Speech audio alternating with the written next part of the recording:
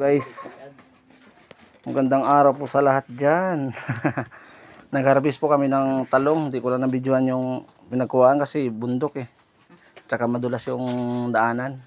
Dito na lang pagdating pag hoho ba. Ba?